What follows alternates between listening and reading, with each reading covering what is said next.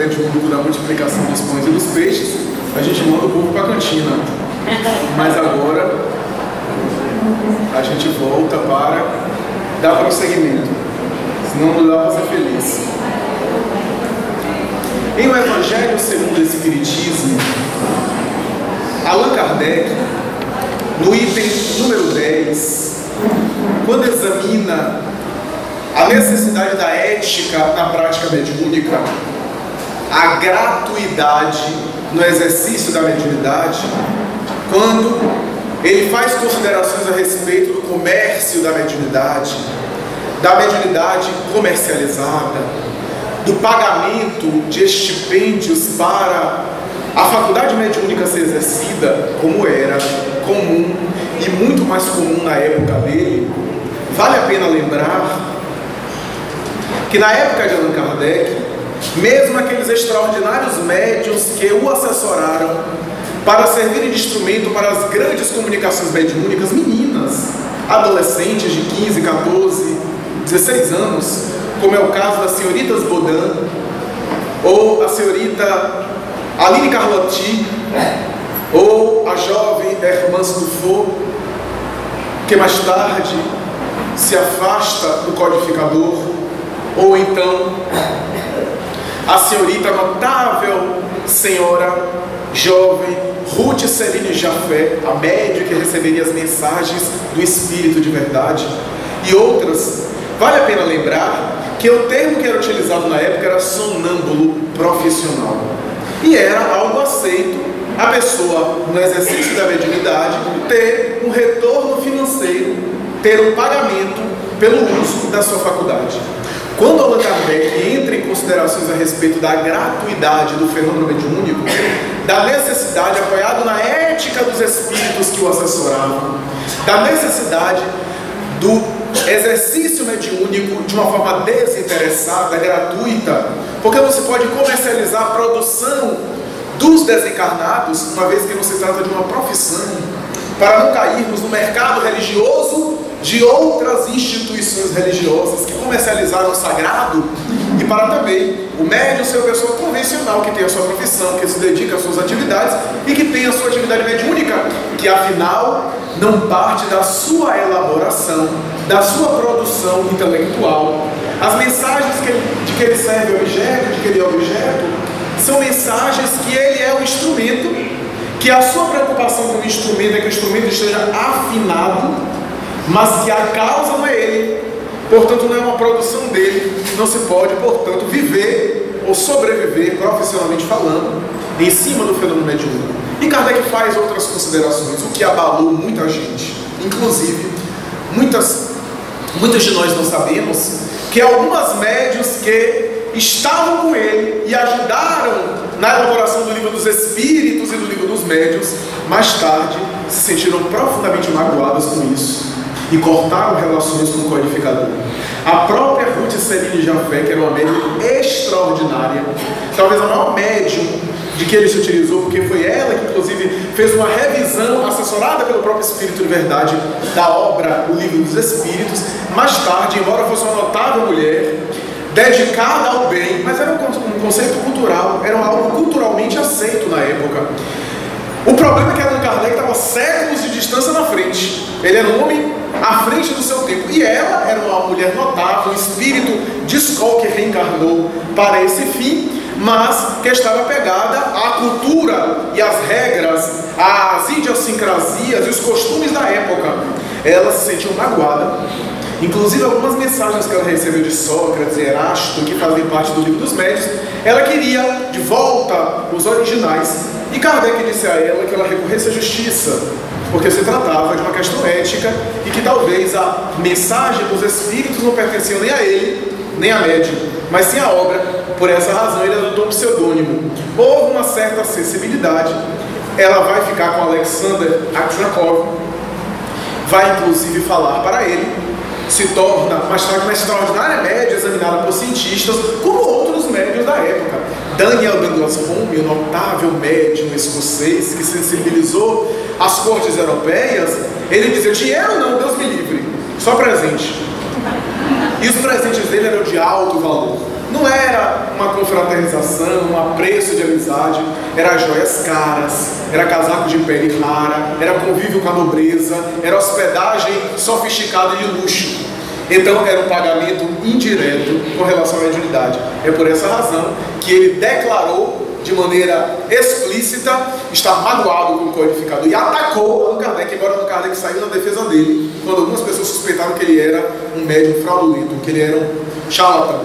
Então, esses indivíduos, quiçá Daniel Douglas Home, a própria Ruth Selig Jafé e outros reencarnariam mais tarde, quiçá no século XX, como médios dedicados e agora desinteressados dentro da seara espírita para naturalmente fazerem aquilo que não fizeram totalmente nas reencarnações que conviveram com o codificador. Tudo indica que talvez eles estariam reencarnando, ou se não reencarnaram, vão reencarnar para dar prosseguimento a essa tarefa.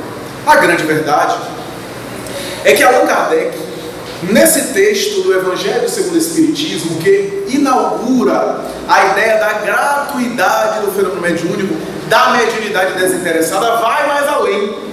E quando ele faz considerações sobre a mediunidade gratuita, ele adentra-se por um conceito no item 10 do capítulo 26 do Evangelho segundo o Espiritismo, dai de graça o que de graça recebeste. E nesse item citado, o item 10, ele vai dizer: a mediunidade é coisa santa e deve ser tratada santamente, vírgula, religiosamente.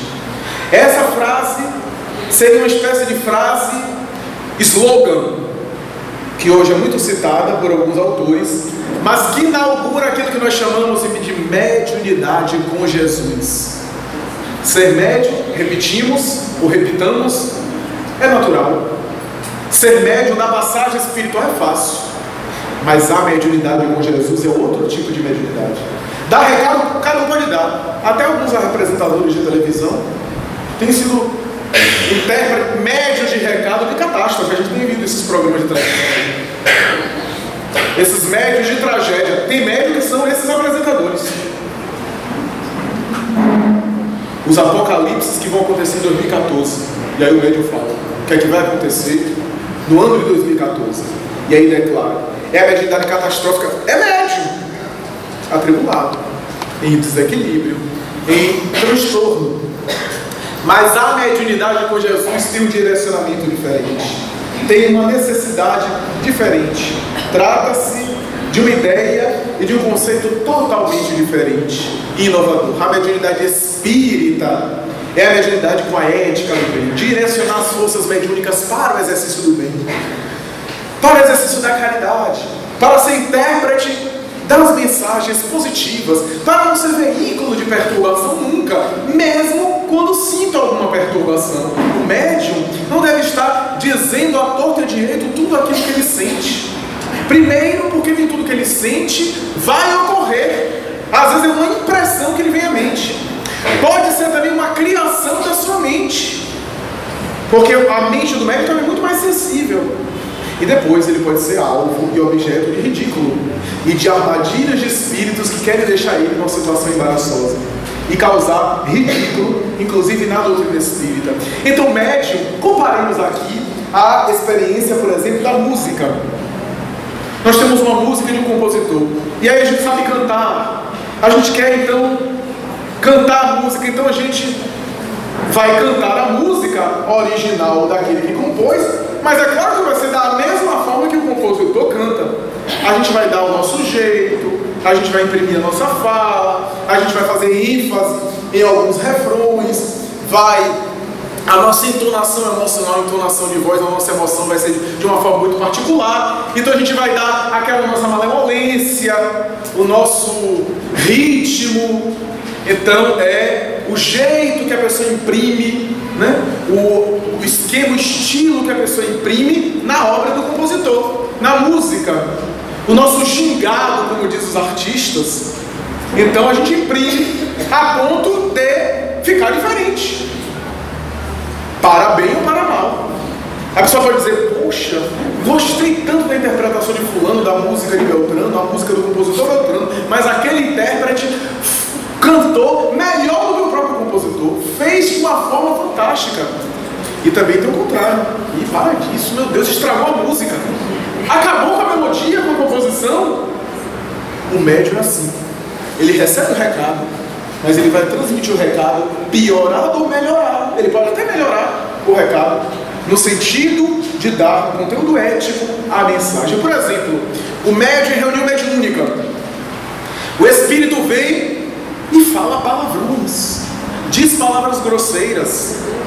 Então o médium exterioriza automaticamente a depender da sua vida mental, da sua vida moral. Mas se é um médium equilibrado, um médium consciente, um médium vigilante, ele pode exprimir a mesma coisa, o mesmo conteúdo com palavras equivalentes, mas que não sejam chulas, que não sejam agressivos. Então o espírito vai se manifestar. É claro que a gente não quer que o espírito obsessor e agressivo se manifeste através do médium dizendo: eu odeio você. Claro que não. Ele vai falar, vai imprimir a emoção na emoção do médium. Mas ao invés de, por exemplo, dizer um palavrão, vai dizer seu desgraçado, que é uma palavra no dicionário, embora algumas pessoas acham que desgraça é uma palavrão. Desgraça é tragédia, é uma coisa que está no dicionário. Isso é uma superstição, né? Então, o indivíduo troca com outra palavra que não seja agressiva. Se se trata do médium sonambúlico, aquele que perde a consciência objetiva durante o fenômeno, esse é o fenômeno mais delicado ainda.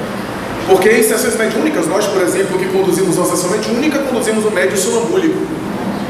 E é natural que automaticamente haja uma facilidade maior para a entidade se manifestar com o palavreado da entidade.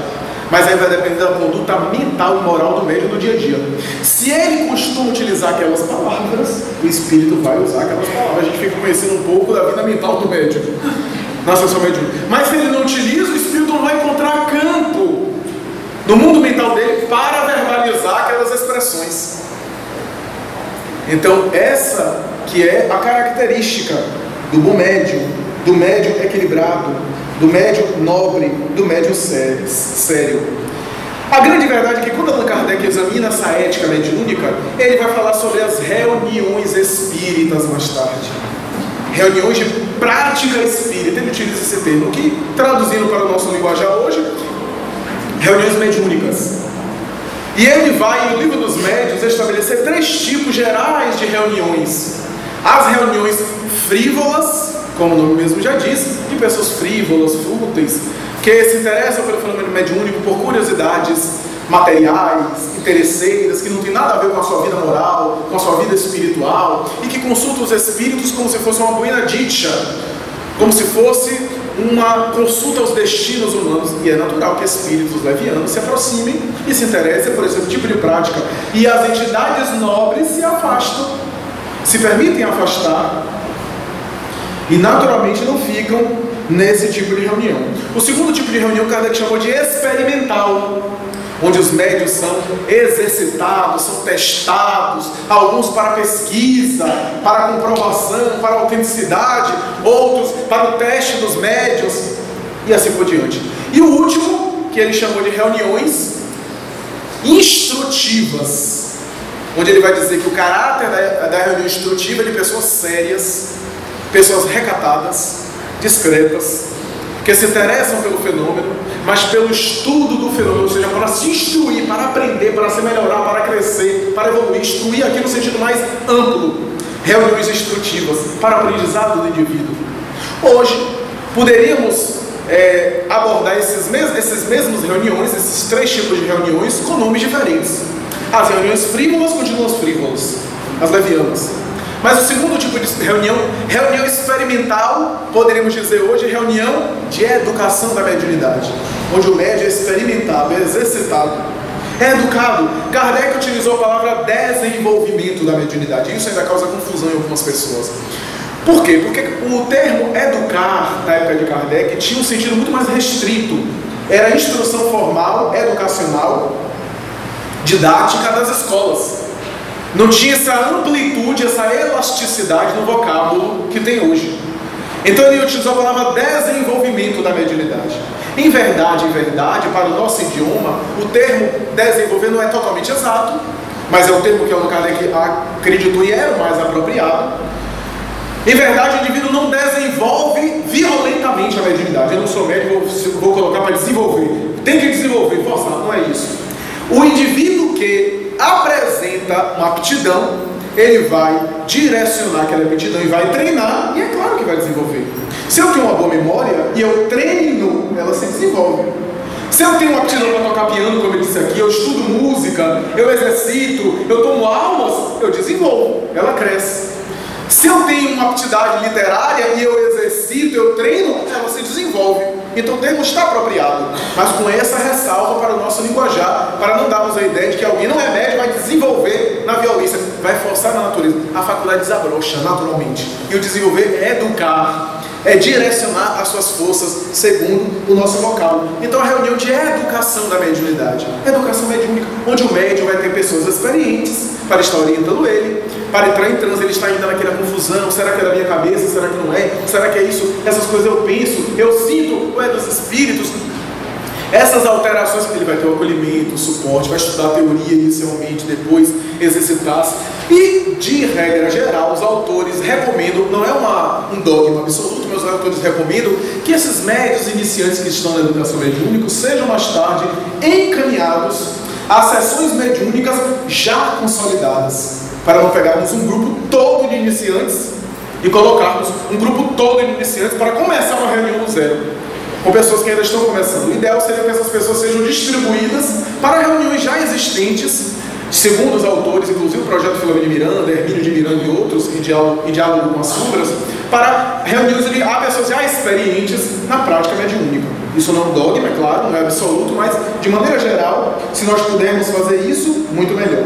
Então, a reunião de educação da mediúnica. E o último, a reunião instrutiva, são as nossas reuniões mediúnicas propriamente ditas, que hoje se desdobram em duas modalidades.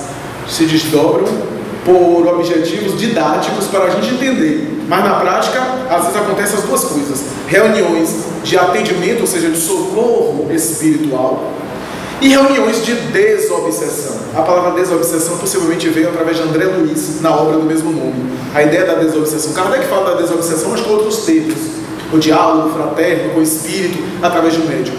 Então, há essas duas modalidades que na prática se misturam. Na verdade, não somos nós que vai dizer essa é a reunião de socorro, essa é a desobsessão. Nós temos as reuniões mediúnicas, os espíritos de reunião de socorro, normalmente são espíritos que desencarnaram e não sabem que estão desencarnados, estão naquela, uma desencarnação violenta, por exemplo, estão naquele tumulto, naquela perturbação, como diz Allan Kardec, naquela névoa, eles estão ainda despertando, não sabem o que aconteceram, estão ainda, se sentem vivos, mas alguma coisa diferente aconteceu, como se fosse um pesadelo que eles estão vivendo. Então a reunião mediúnica leva esses espíritos a essas reuniões para que eles possam se comunicar, dialogar, o doutrinador poder sensibilizá-lo, chamá-lo a atenção, fazer com que ele lentamente vá percebendo a realidade, e através do transe mediúnico, que convencionalmente se chamou choque anímico.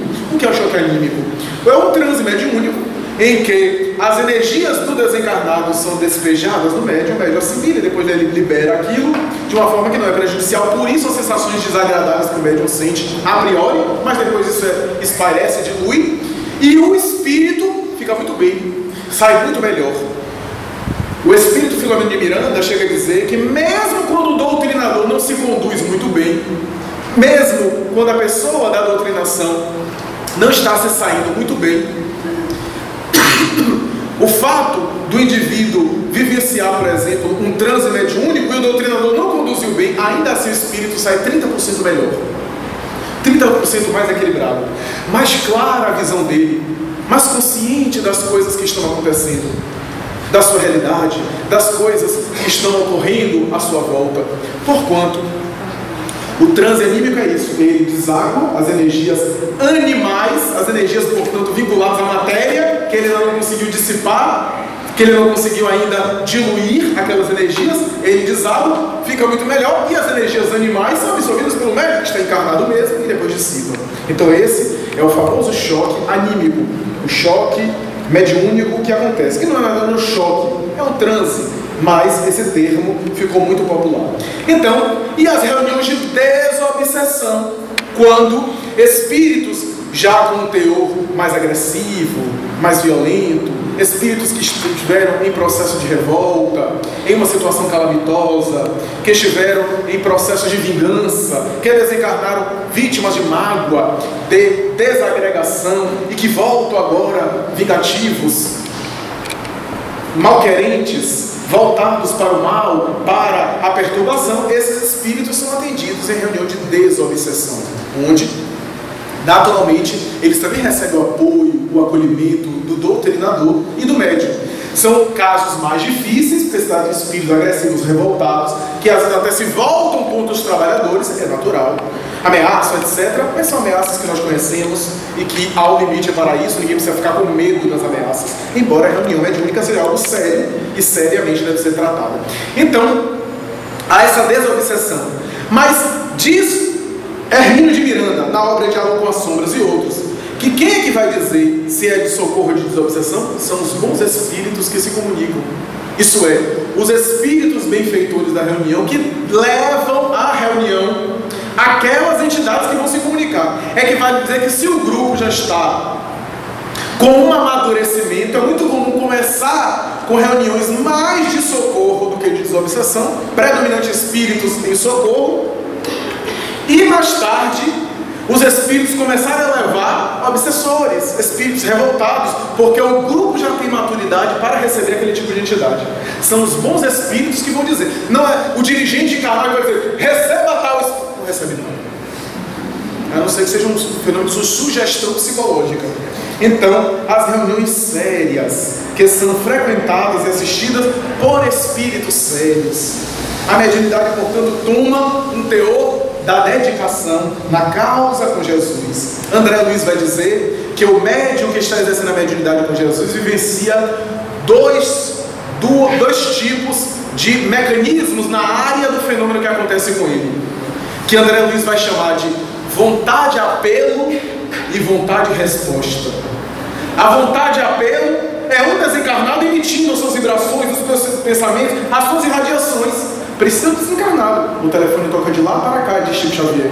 Então é algo que parte dos espíritos. Se é o médium que manda na comunicação, ele já não é médium, já não é passivo, ele já é ativo, já é ele que está interferindo. Então ele é um instrumento.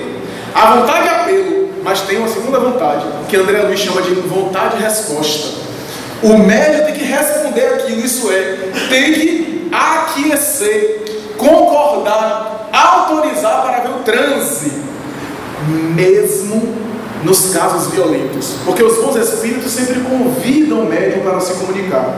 Se trata de uma forçação, uma pressão, se trata de espírito obsessor ou de espírito agressivo. Mas mesmo nesse caso, o médium tem um controle sobre a sua vida mental, sobre a sua vida íntima, sobre a sua vida psíquica, sobre a sua vida comportamental. Ele tem autonomia.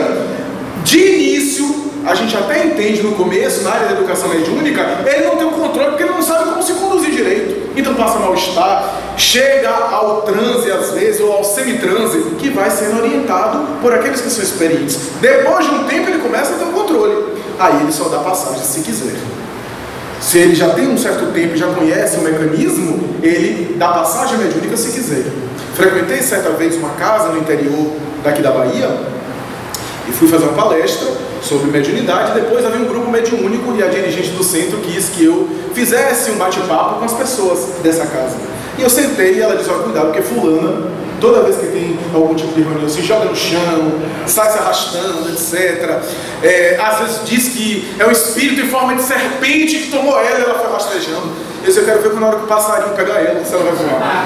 Mas enfim. Então, e aí aquela coisa, joga no chão, etc. Eu não sei mais o que fazer, gente. Eu disse, muito bem, vamos lá. E aí, em oração, fizemos a oração, começamos a comentar, etc. Daqui a pouco ela começou a gemer, a gritar, cai no chão. E todo mundo disse, não, deixa no chão. Deixa no chão. Eu comecei a conversar do chão mesmo. E ela reagindo de uma forma repetitiva. Não, eu sou muito sofredor, eu sou muito isso, eu sou muito... Quando se trata de algo que sempre se repete, é o inconsciente do médium. Sempre, toda a sessão está chorando, sofre muito, e não passa disso, é do próprio médium, é um descarriado, é o próprio inconsciente do médium, é um conflito, é uma questão que ele está verbalizando, que ele está trazendo à tona. É natural, não é negativo, Mas o problema é que ela já era média experiente, já tinha um tempo, já passou por educação mediúnica, então havia algo nela que estava também colaborando com aquilo. E aí, em determinado momento, eu disse, deixa eu fazer o teste. Eu disse, fulana, reaja e levante, que é você mesma. Ela acordou na hora e ficou magoada comigo. O que demonstra que era ela mesma. Porque se não fosse ela, fosse o espírito, não tinha que ficar magoada comigo. Eu errei, o meu diagnóstico era o espírito.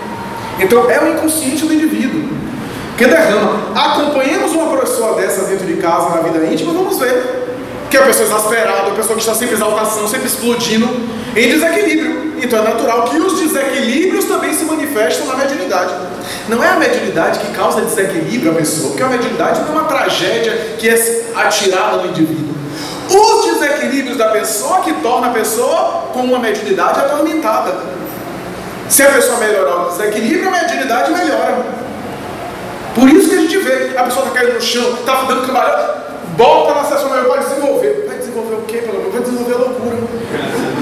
Primeiro tratar o desequilíbrio, direcionar para depois termos isso. Mas a gente diz assim, mas não teve jeito, o espírito me pegou e não teve jeito. Eu vejo muito isso. Tomou conta de mim, não teve jeito, eu tive que me comunicar, eu tive que falar. Já vi pessoas que param o carro para psicografar. Bem se vê que o médium está em desequilíbrio e o espírito também está em desequilíbrio. Porque o bom espírito não sabe que o médium está dirigindo naquela hora. Trata-se, portanto, de uma obsessão, de uma fascinação, de um espírito zombeteiro. Então vou parar o carro aqui para psicografar. Vou parar. Vocês já imaginaram, meus amigos, a gente aqui, por exemplo, e alguém de nossa casa me chama agora. Alguém da minha residência me chama. Vem aqui para arrastar a cama. E aí eu tenho que sair correndo. Ou então a gente está agora no final de semana, o nosso chefe, nosso patrão, vem aqui para trabalhar, para me ajudar aqui no trabalho, mas eu estou de folga. É o meu momento da folga. Toda pessoa disciplinada tem os seus horários. E da mesma forma a gente está no trabalho, alguém de casa chama a gente para consertar o fogão. Então eu estou no trabalho agora. Agora imaginemos os espíritos, a todo momento estão atendendo a gente para psicografar coisas banais, a qualquer hora, a qualquer momento. Estamos conversando, aí temos que entrar em transe e dar uma comunicação. Estamos dialogando uma coisa que não tem nada a ver com mediunidade. Estamos fazendo evangelho no lar, com algumas exceções, porque o evangelho no lar é para os encarnados. Quem já morreu, Deus abençoe. Para os encarnados, a gente vai tratar os encarnados ali. Claro que há situações excepcionais, quando um grupo já tem uma certa experiência, quando pessoas já... E aí, uma vez ou outra, no Evangelho, por exemplo, vem uma mensagem consoladora, alguém está sofrendo e vem, até que a gente aceita, mas que isso também não faça uma rotina, porque até os bons espíritos sabem que o Evangelho não é para reunião mediúnica, eles próprios conhecem isso. Então, com bom senso na mediunidade, a vontade de apelo e a vontade de resposta do médium, ele também tem que, naturalmente, dar espaço. Ele tem que autorizar. Ninguém é responsável pela nossa mente, senão nós mesmos. Então nós é que vamos alimentar. A gente pode até sentir. Eu entro num lugar, se eu sou médium, eu sinto um mal-estar, eu sinto a aproximação de presença, um mal-estar, um bem-estar, muito bem. Mas daí a alimentar aquilo, a cultivar aquilo, a se fixar naquilo, depende de nós. Da mesma forma que a gente passa por um lugar que tem um odor fétido, a gente passa e sente o cheiro. O médium sente, é sensível, sente o cheiro. Mas não vai chegar ali e vai ficar carregar os dejetos, as carniças que estão ali, não vai se misturar com aquilo, vai passar adiante. Então o médium é isso. No início é mais difícil. Raul Teixeira e Divaldo Franco comentam no livro Diretrizes de Segurança que eles às vezes entravam e o enterro, por exemplo, ficava mais triste do que a dona do defunto. Ia para o casamento e ficava mais feliz do que a noiva. A depender do lugar que trava, eles assimilavam o psiquismo e diziam, meu Deus, quem sou eu? Quais são as minhas reações? Eu fico assimilando. Se o grupo está alegre, eu fico alegre também, mais alegre do que todo mundo. Se todo mundo está triste, eu assimilo aquela angústia, aquela tristeza. Estudar as reações nervosas, foi isso que eles fizeram. Estudar qual é o meu comportamento, quais são as minhas manifestações, quais são os meus pontos vulneráveis. É no ciúme? É na relação conjugal? É na relação profissional? É no egoísmo? É na ambição? É na vaidade? É no consumismo exacerbado? É no sexo desenfreado? Nós vamos examinar aquele ponto vulnerável nosso para ir trabalhar. porque esse ponto vulnerável vai ser o ponto que os espíritos agressivos, que são adversários da mediunidade, investem.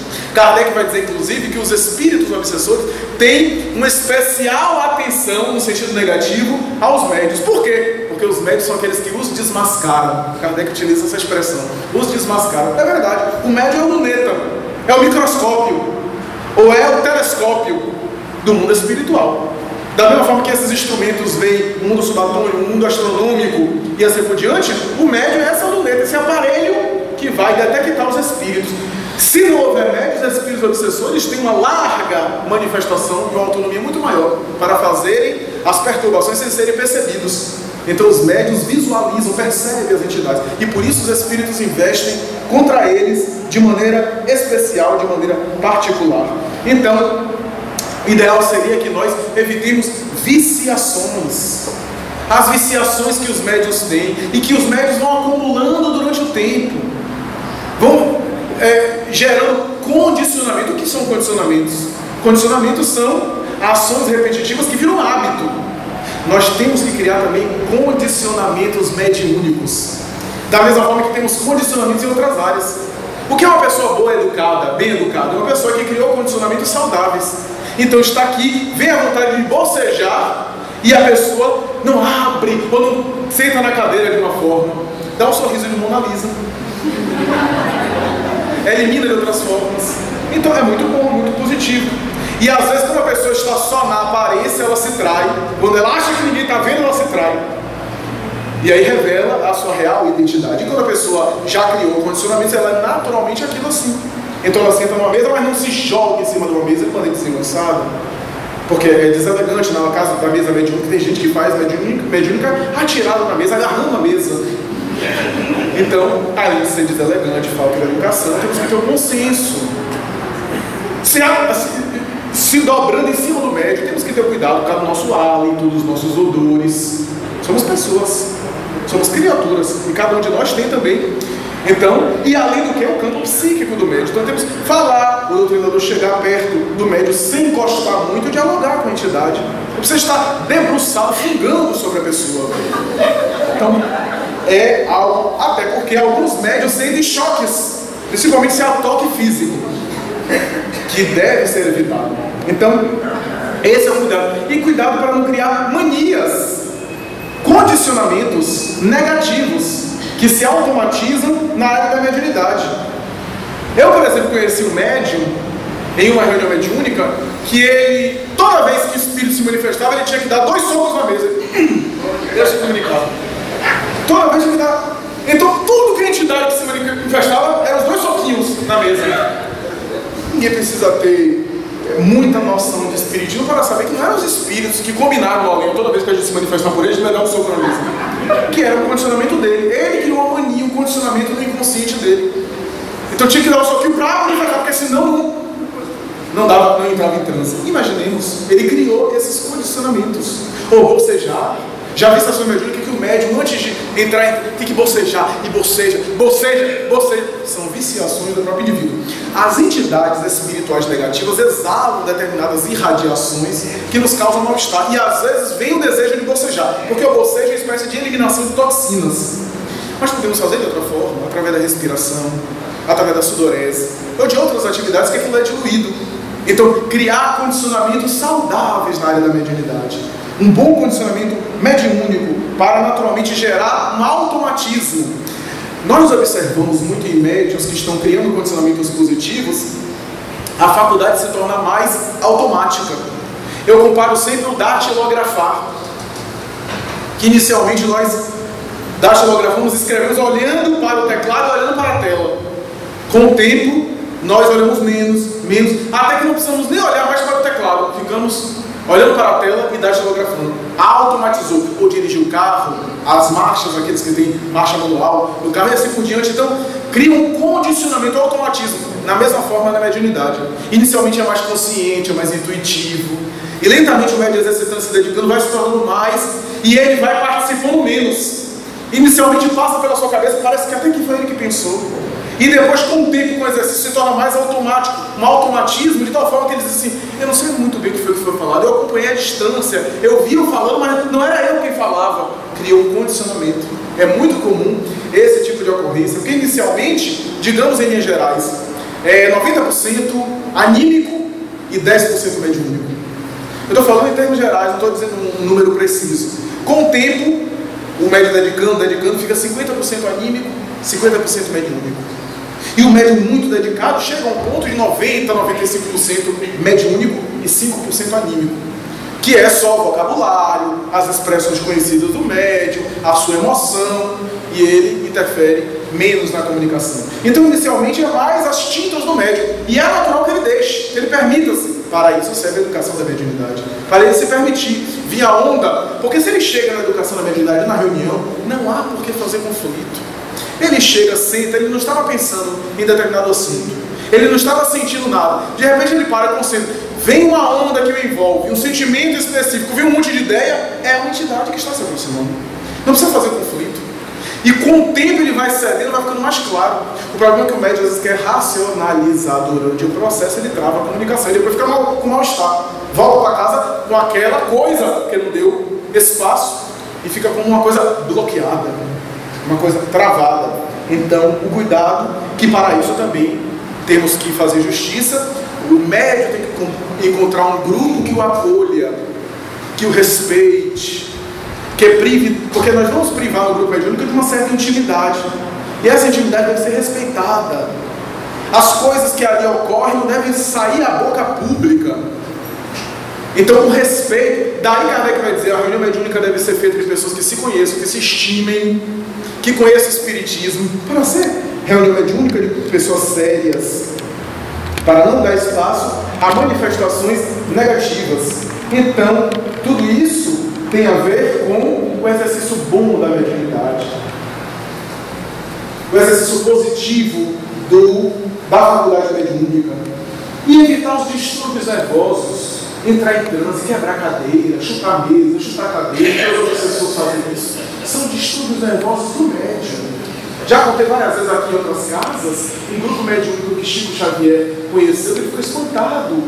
Era um grupo mediúnico aqui no Brasil, que ele viu que os obsessores, quando incorporavam no médium, chutavam cadeira, quebravam tudo. Toda semana tinha que providenciar a cadeira, e eles não. Até que o dirigente, que era um tipo igual a todo mundo, mesmo nível, suspendeu a reunião durante 15 dias, e quando voltou, estava tudo refeito, consertado depois de uma quebradeira, e ele voltou, e aí houve um transe, a reunião começou, uma mesa diferente, até que o obsessor se manifestou, deu um murro na mesa e deu um grito, e outro deu um chute e deu um grito. A mesa era de concreto armado. Nunca mais o obsessor nenhum se manifestou chutando mesa, dando murro em cadeira. Nunca mais os obsessores se manifestaram. No final da reunião, os obsessores já estavam louvado o Senhor nosso Senhor Jesus Cristo. Tal eram coisas do médium, dos médiuns. É claro que o espírito vai se manifestar de maneira agressiva, mas cabe ao médium também coimar, cabe ao médium ter um bom senso de examinar, inclusive, as comunicações que recebe. Espíritos que chegam em extensão da vaidade nossa, a gente acredita em qualquer coisa, sem discussão, sem exame, sem análise. Os próprios espíritos bons não ficam magoados de a gente examinar aquilo que vem do mundo espiritual. Eles pedem que a gente questione, no bom sentido. Claro que não é ser polêmico, questionar tudo, mas analisar de maneira positiva as mensagens que recebemos. Chico ainda conta que no interior de Minas Gerais ele conheceu um grupo que era numa área rural, e que havia nessa área rural uma vaca chamada vaca branquinha, que era o mascote do grupo mediúnico, e a vaca branquinha morreu, faleceu, e eles evocaram a vaca branquinha do amigo. Estava na época de Nosso Lar, então os animais na colônia, o povo ficou muito entusiasmado, queria evocar a vaca branquinha. E quando evocou um dia, o médium entrou em transe e começou e aí o doutor entrou, é a vaca branquinha? Não precisamos conhecer muito para saber que era o espírito brincalhão, o espírito zombeteiro. Kardec vai chegar a dizer, em uma ironia bem do humor típico francês, no livro dos médios, a seguinte colocação: evoque uma pedra e a pedra responderá. Há espírito para tudo. E aquele grupo que era bem intencionado, mas era ignorante, desconhecedor da doutrina espírita, estava sendo vítima de uma armadilha de um espírito brincalhão, zombeteiro. Então nós temos isso. que devemos ter cuidado em nossa reunião. Espíritos que se manifestam, Cosme e Damião pedindo bala, Jesus menino que até hoje não cresceu. Tudo isso são espíritos brincalhões que querem tomar o tempo sério da sessão mediúnica, e a gente fica ali e cansando o médium, porque usando a energia do médium, desgastando o médium e tomando o tempo da reunião, porque eles querem às vezes causar armadilhas. Por isso, como diz Hermínio de Miranda em Diálogo com as Sombras, a reunião mediúnica é cheia de detalhes e que é necessário, portanto, ter uma seriedade no trato, principalmente na conduta moral. A conduta moral é a nossa defesa. Meus amigos, já contei também, mas sempre repito, uma reunião mediúnica que participei também numa cidade daqui do interior da Bahia. Eu fui como convidado, eu havia feito a palestra e fui chamado para participar em oração. E um espírito que se manifestou através de um médium, o doutrinador, falando, doutrinando, eu nunca me esqueci, porque eu fiquei constrangido, porque o espírito falava, o doutrinador falava, dizendo, etc. Era o espírito que estava vítima do álcool, embriagado, com aqueles sintomas do alcoolismo, ali na sessão mediúnica. Até que em determinado momento o espírito diz assim: vem cá, quem é você para me dar conselho? Você quer que eu diga o que você estava fazendo na quarta-feira passada, aqui mesmo na cidade, no bar X? Você quer que eu diga na frente da sua esposa, porque a esposa participava da sua esposa, você quer que eu diga na frente da sua esposa com quem é que você estava? E não era calúnia não, porque às vezes os espíritos caluniam também. O espírito não tem compromisso, o espírito perverso não tem compromisso com a verdade, mas não era calúnia não. O homem só faltou desencarnar, ele só faltou ficar constrangido. E até que a dirigente do centro tomou a palavra dele e disse assim: meu irmão, Deus abençoe, vai em paz. E ia correr o risco do que ele iria falar mais adiante. Então imaginemos a conduta moral, porque eles nos vigiam, eles às vezes nos observam. Os espíritos às vezes são levados pelos bons espíritos aos médiuns que vão se comunicar, principalmente aos doutrinadores, e ficam na aura deles durante uma semana. Então eles ficam observando a nossa conduta moral, para na hora da reunião mediúnica inclusive falar. Então cuidado que nós devemos ter. É claro que eu estou dizendo para você, não é a pessoa ser santificada, ser perfeita, é o indivíduo que está se esforçando para ser melhor. Se ele está se esforçando para ser melhor, ele vai ser respeitado pelos bons espíritos, porque ele tem autoridade moral. Agora, se ele está alimentando os vícios, ele está indo nas farras, dali para acular, ele não pode, ele não deve, poder até pode, mas ele não deve participar de sessão mediúnica. Evitar os profetismos na área da mediunidade, que é algo muito perigoso. O espiritismo não tem interesse por profetismo, principalmente profetismo em relação ao futuro. Temos que ter cuidado com isso, porque eu visualizo como vidente, ou como médium de antecipação do futuro, alguma coisa, clarividente, alguma coisa, que pode acontecer, mas não necessariamente vai acontecer. Às vezes eu tenho uma visão psíquica daquilo que vai possivelmente acontecer de acordo com o rumo que a pessoa está levando. Mas a pessoa nesse ínter ele pode mudar de rumo e não acontecer, como algumas profecias não acontecem. Então eu visualizo as coisas, mas nem tudo acontece. Chico Xavier dizia a Arnaldo Rocha: meu filho, se eu fosse dizer tudo que eu sinto quando eu chego perto das pessoas, eu ia enlouquecer. E aí ia ser tido como louco, como perturbado. Então o cuidado que a gente pode visualizar umas coisas que pode ser criação da nossa mente, repetindo, pode ser uma visualização verdadeira, mas que não necessariamente vai se concretizar, porque depende do rumo. Se o encarnado mudar de rumo, não vai concretizar aquilo que a gente visualizou. Pode ser sermos vítimas de um espírito brincalhão, querendo colocar uma imagem que às vezes não se concretiza. Tenhamos muito cuidado nessas situações para não sermos vítimas de situações embaraçosas. Então, e para não descambarmos para a perda e a suspensão da mediunidade, como fala Kardec. Em verdade, quando Kardec examina esse item, nós chegamos à conclusão, quando ele encerra o capítulo, que o indivíduo não perde no sentido exato da palavra, rígido da palavra, a mediunidade. Porque se a mediunidade está no organismo, ele tem um organismo compatível, então ele não perde a mediunidade. Mas o que é que acontece? Nós estamos recebendo água, por exemplo, por aqui, porque tem um agente distribuidor, tem uma companhia que envia água para cá. Mas aí a gente não paga a água, a conta de água, corta-se a água. A água não chega, o equipamento tem, ou a luz, o equipamento tem as lâmpadas, a fiação elétrica tem, mas a luz não chega porque a gente não pagou a conta de luz. O que é que acontece? A gente fica sem luz, o equipamento existe, mas a gente fica. Aí, se a gente quiser de maneira clandestina ter luz, a gente faz uma ligação clandestina, popularmente conhecida como gato. A gente faz, a gente recebe luz, mas de que qualidade? Qual é a qualidade dessa iluminação? É a mesma coisa que acontece na mediunidade. O indivíduo não perde a mediunidade, mas os agentes que fornecem a luz, que são os benfeitores espirituais, os guias espirituais, se afastam. Eu costumo dizer que na verdade eles não se afastam, nós é que nos afastamos deles. O que é que acontece? Nós acabamos naturalmente ficando sem a faculdade, porque depende dos espíritos. Se permanecermos nessa conduta, acontece um gato. Isso é, nos ligamos a vinculações clandestinas do além que substituem aquelas entidades nobres. E a nossa mediunidade é uma mediunidade que não tem crédito, não tem credibilidade, não tem prestígio na área dos fenômenos mediúnicos. Então, a perda e a suspensão. Emmanuel, em Seara dos Médiuns, chega a dizer o seguinte, quando no capítulo 77, chamado Médiuns Transviados, ele vai dizer no final do capítulo o seguinte: esses médiuns continuam médiuns, mas só Deus sabe como. Ele termina o capítulo mais ou menos assim: eles continuam médiuns, mas só Deus sabe como. Por isso a necessidade de estudar, meus amigos. Algumas pessoas me perguntam, mas eu só tenho um dia para ir no centro espírita. Só tenho a oportunidade e a condição de ir por um dia no centro espírita. Não vá para a sessão mediúnica, vá para os estudos. Porque os estudos vão ajudar você, inclusive na mediúnica, no lado mediúnico, no lado mental, no lado de se equipar.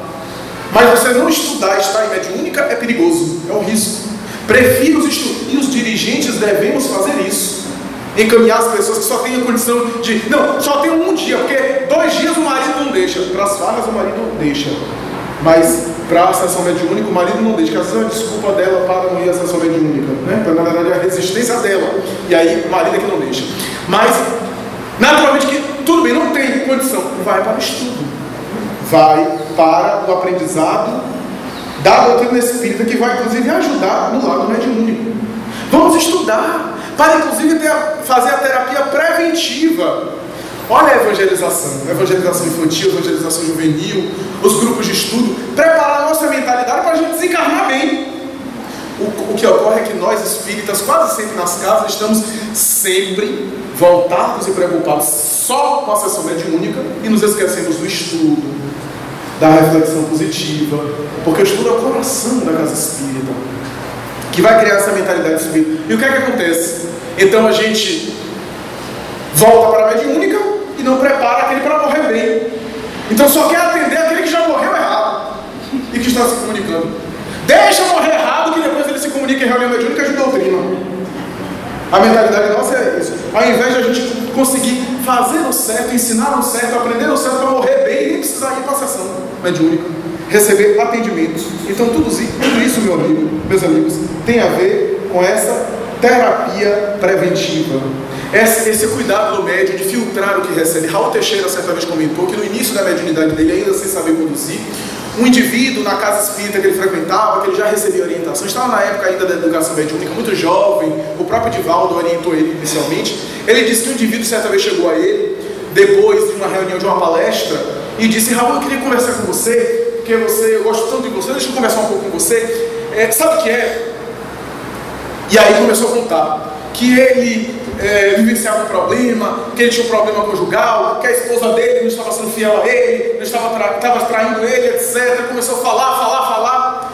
E o povo é ótimo, as pessoas faziam isso com o Chico também. Chegavam, o Chico, exibiam a própria mediunidade, falavam. Não é Chico? Chico, minha filha. O que quer dizer que a pessoa estava mentindo? Se a pessoa chega para mim, eu estou vendo alguma coisa, quem sou eu para dizer que a pessoa não está vendo? Kardec vai dizer: a evidência mediúnica é a faculdade mais perigosa, porque não tem como confirmar. Não tem confirmação. Se a pessoa está dizendo que está vendo, o que a gente pode fazer? Não tem, então ninguém vai dizer ao contrário. Daí o cuidado que a gente deve ter.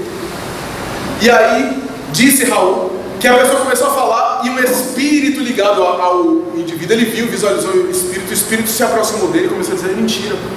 Tudo isso é mentira, eu vou contar a história. Começou a contar em riqueza de detalhes. É ele quem traz a esposa, inclusive dentro de casa, traz a amante para dentro de casa, a amante é fulana de tal, etc. E Raul disse: eu não sabia direito me conduzir na época. Eu disse: fulano, escuta, quem é a fulana de tal? Disse assim. Ele empalideceu, começou a chorar.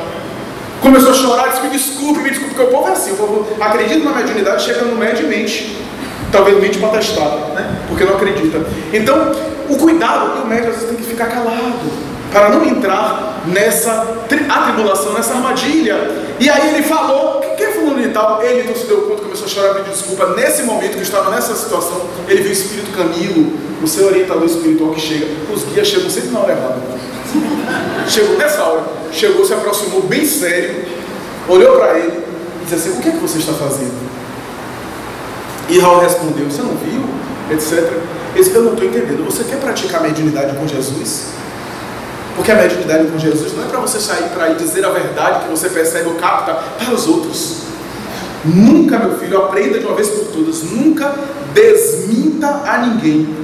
Se a pessoa chegar dizendo que está acontecendo isso, que está vendo, que está sentindo, que está visualizando, nunca desminta, porque essa é uma área muito delicada, porque depois vão envolver inclusive o seu nome nessa situação. Então tenha muito cuidado. Se a pessoa está dizendo: quem sou eu para dizer que a pessoa não vê? Muito bem, etc. E assim por diante. Então tenha muito cuidado, porque a vidência inclusive é uma faculdade muito perigosa, e você não está aí para ficar se imiscuindo na privacidade do outro, mesmo que você perceba, até porque pode ser vítima de perturbação. Então, meus amigos, a prática mediúnica de atender espíritos desencarnados em sofrimento, que beleza essa enfermeira espiritual, como nós falamos, é sempre algo de suspeita, alguém que sempre recebe guia.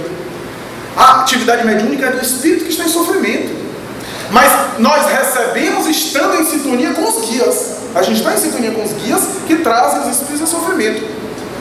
É diferente de ter afinidade com espíritos em sofrimento, ter afinidade moral com a perturbação, que aí é diferente. Então, que beleza! Certa vez, um benfeitor espiritual nos disse o seguinte: quando vocês, falava aos médios da sessão médica, quando vocês recebem espírito sofredor, vocês ficam com créditos perante a lei, porque vocês ajudam. Mas quando vocês recebem espíritos benfeitores, vocês ficam com débitos, porque é um acréscimo de responsabilidade. Então é melhor até receber o sofredor. Então os médicos que, só recebem o sofredor, não fiquem em conflito, porque a faculdade mediúnica é para isso. Agora é claro que com a dedicação, é natural que também sinta as presenças agradáveis, sinta as aproximações dos espíritos bons e também seja veículo das manifestações positivas, que é o resultado também de um labor. Então receber espírito ruim não é necessariamente ruim. Receber espírito sofredor, espírito em perturbação, é para isso que serve a tarefa mediúnica. O próprio Chico dizia que 70% da sua prática mediúnica era para atender entidades infelizes que choravam e sofriam no além. Então os cuidados da reunião mediúnica, a alimentação, sem nenhum tipo de dogma, sem nenhum tipo de crendice, nem de ritual, a alimentação normal, frugal. Não é o fato de comer carne ou deixar de comer carne. A carne é um alimento mais pesado, então demora a digestão. Se puder evitar, por conta mais das toxinas, da digestão, do sono que leva, a sala mediúnica normalmente fica em penumbra, em uma luz suave, e a pessoa vai dormir na sessão mediúnica por conta da digestão pesada, se puder, mas não bloqueia, não tem relação com o exercício da mediunidade. É melhor, diz o próprio Raul Teixeira, a pessoa comer o bife e ir para a sessão mediúnica tranquila, do ponto de vista digestivo, do que não comer e ir para a sessão com um bife na cabeça. Então, não é nem se empurrar para fazer a digestão na mediúnica, nem ir com fome para ficar sentindo fome e aí não conseguir concentrar para a prática mediúnica. O bom senso. O exercício sexual, não há também nenhuma regra. Ideal seria se pudéssemos evitar a prática sexual um dia antes, na noite anterior da sessão mediúnica, seria melhor, para preservar as energias para serem utilizadas no momento do trânsito, se pudermos. Se pudermos ainda a noite anterior e a noite do trabalho, melhor ainda, porque a reunião mediúnica prossegue. Depois da reunião mediúnica, a reunião mediúnica continua no além, em desdobramento, se pudermos, mas pelo menos numa noite anterior da prática mediúnica, preservarmos a energia da libido, que é utilizado, inclusive, para o direcionamento psíquico na área mediúnica. Imaginemos um cirurgião que precisa de destreza no segurar o bisturi, se exceder muito sexualmente um dia antes da cirurgia. Então, é mais ou menos isso. O cuidado que o indivíduo deve ter. Meu Deus, ninguém está tão atormentado assim, não aguenta um dia, pelo menos. É uma questão de disciplina mental e consegue. Mas não há nenhum dogma específico, mas sobretudo a conduta moral, a conduta mental, o exercício sistemático, não ter pressa de ficar famoso, de querer publicar livro. Ivone Pereira demorou 30 anos aproximadamente para publicar Memórias do Suicida, guardou os originais para depois publicar, porque sabia que não se tratava de sua autoria, da coisa de sua cabeça, e ao mesmo tempo a obra foi rechaçada na época, foi rejeitada na época. Ela guardou e esperou 26 anos, precisamente, para a publicação. Divaldo psicografou até 1960, e Joana de Ângeles olhou para ele e disse assim: pegue a mala. Havia uma mala cheia de mensagens, assim, queime. E Divaldo disse: fiquei com a pena, com a dor. Mas queimar por quê? Queime porque tem erros. Nós estávamos apenas treinando você. Agora vamos começar a escrever para publicar. E realmente depois disso publicou Mestre de Amor. Foi o primeiro livro. Mas tem muitos erros aí, meu filho, que você ainda não percebe. Estamos apenas exercitando você, treinando você. E ele: mas por que queimar? Não pode guardar? Não queime. Porque você pode correr o risco da tentação de querer mostrar para alguém, de querer publicar. E Divaldo disse que abria, pegava uma mensagem, queimava, deixava aquela que ele mais gostava por último, para ver se ela ficava com pena dele e liberava. Nada. Então, o cuidado do guia espiritual a esse respeito, o cuidado dos benfeitores, para, naturalmente, a mensagem do bem. Meus amigos, aquele que se dedica à prática da doutrina espírita, orientação do livro dos médiuns, dos livros doutrinários, na moral espírita e no exercício da mediunidade, tem o roteiro de segurança. Para concluir, passarmos para as perguntas. Divaldo novamente.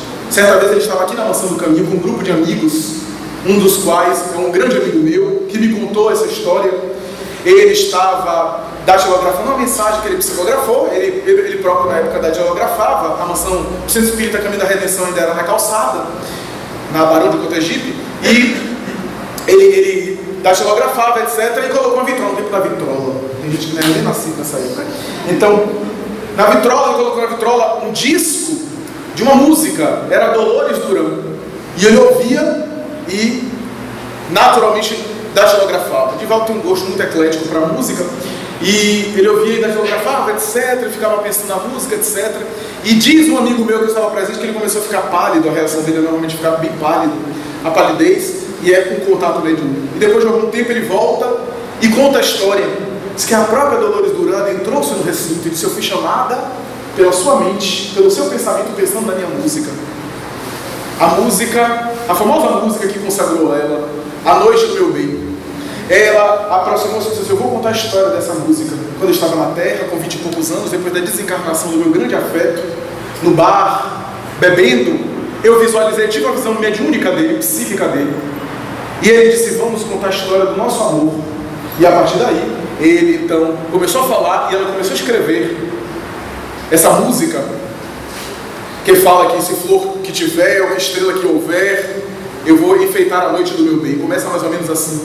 E contou mais ou menos a história da música para ela, para ele. Ele voltou do transe, olhou para os companheiros e disse assim: meus amigos, me fez pensar esse contato mediúnico agora.